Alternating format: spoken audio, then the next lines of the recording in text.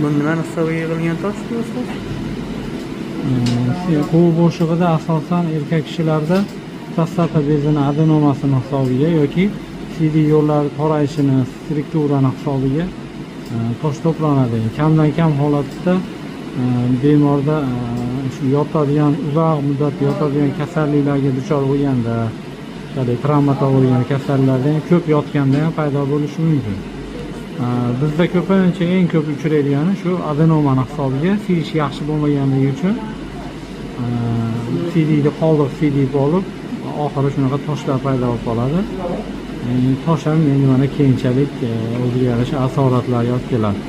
Endi toshni olib qo'yganimizdan keyin, maydalaganimizdan keyin albatta prostata bezini adenomasini olib kerak. Olmasa yana shu toshlar qanchadir vaqtdan keyin yana takrorlanib tosh bo'lib keladi bemor. Siyishini tiklash chiroyli yo'llari ochilgandan keyin xudo xolasa keyin to'planmaydi.